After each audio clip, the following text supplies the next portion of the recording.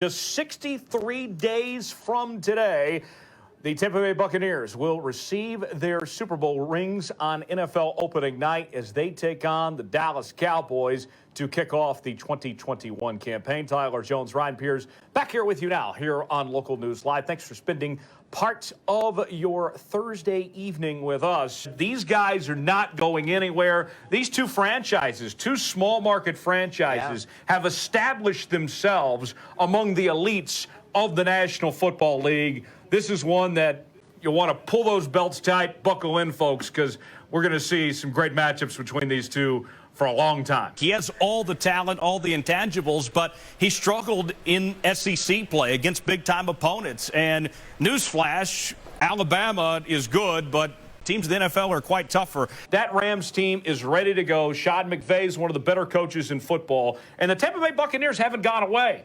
They are just as good right now as they were when they won the Super Bowl, if not better. Former Sooner Joe Mixon's goal at this point is to be remembered for more than what happened at Oklahoma in Pickleman's Diner in June of 2014. The Cincinnati Bengals were willing to take a chance on Mixon in this year's draft in the third round. And based on Mixon's small sample size, that gamble was totally worth it. Last night, Joe Mixon had 6 carries for 31 yards and a catch for 11 yards. The Bengals went on to beat the Buccaneers 23-12, and hopefully a sign of things to come for Joe Mixon. This is the best rivalry in the National Football League. It's great no matter who's under center, but just the fact that we're, as of right now, setting up for this to be Fields and Rodgers for the first time, that, to me, my friends, is going to be good. And with the moves that the Browns made in the offseason, they might be the biggest threat to the Kansas City Chiefs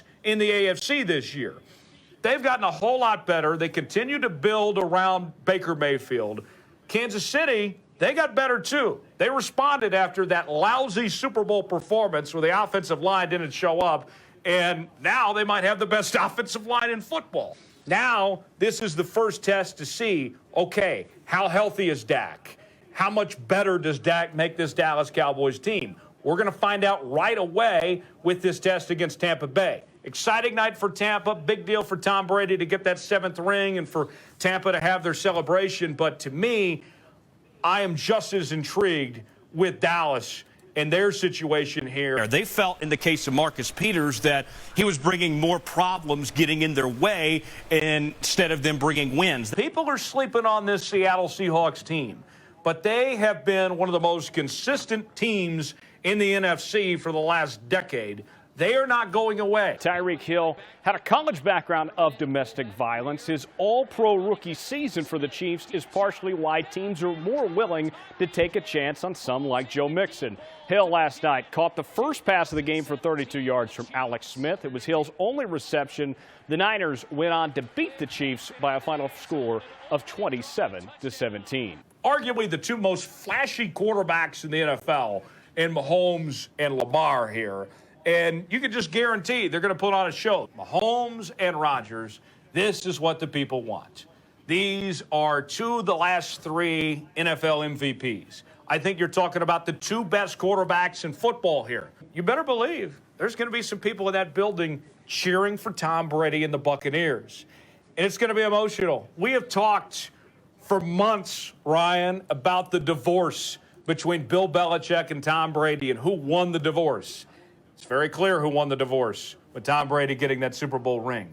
What's it going to be like when these two meet in the pregame or the postgame? Are they going to share that hug? What about the days leading up to this game? What are they going to say about each other? The roar that Tom Brady is going to get from the crowd when he's introduced, just all these different things. And then, is Tom Brady going to say any trash talk to his former teammates while he's on the field? We know that he likes to exchange some words from time to time. The NFL preseason kicked off this past week, which means that this weekend is the Hall of Fame enshrinement ceremony in Canton, Ohio. This year's class includes quarterback Kurt Warner, running backs Terrell Davis and LaDainian Tomlinson. It should be a great show, and it's just getting started on the NFL Broadcast Network. Bucs and Patriots, you know how expensive it is to get into that building? Thousands of dollars to see that regular season football game. And likely, with Tom Brady at this point in his career, it's likely going to be the only trip he makes to Foxborough again. For a lot of New England fans, this is their chance to say goodbye, to, say sayonara to Tom and to say thank you of sorts. I mean, the emotions are going to be running very high. That is going to be an emotional roller coaster for a lot of folks when they're there that night.